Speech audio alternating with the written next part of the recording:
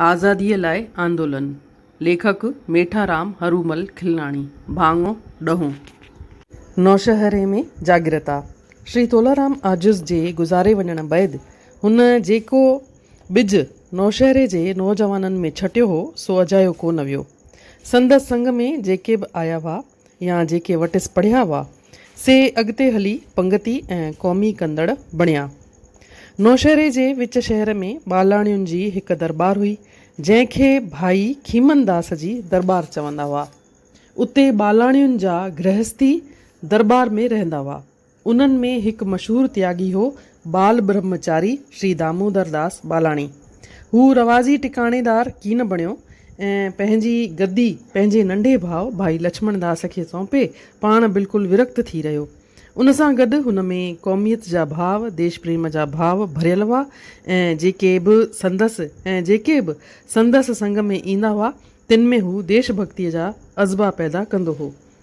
हुन वटि राष्ट्रभाषा हिंदीअ जे किताबनि जो त शाही भंडार हो ऐं हू नंढीअ टहीअ जे ॿारनि खे हिंदीअ जे अभ्यास लाइ उत्साहित कंदो हो।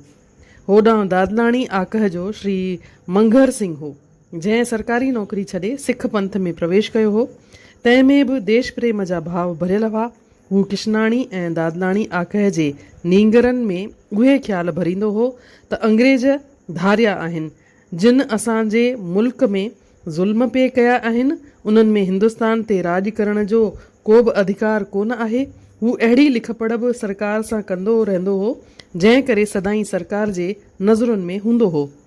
सन 1917 ईस्वी में एनी बेसेंट जे पोइ लगन हैदराबाद सिंध में सिंध नेशनल कॉलेज बर्पा कयो।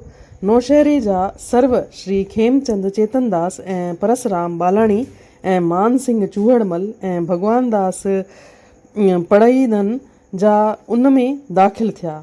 उन कॉलेज में पढ़ंदड़नि में क़ौमियत ऐं देशभक्तीअ जा भाव फूकिया वेंदा हुआ।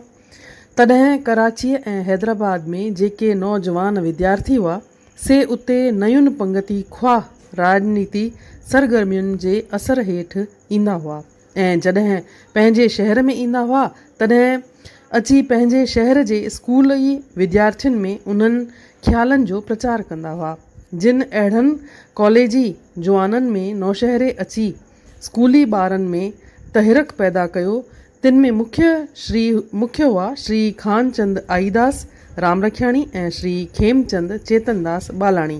इन नमूने अॼु पाण ॾिठोसीं नौशहरे में कीअं जागृता थिया हुआ।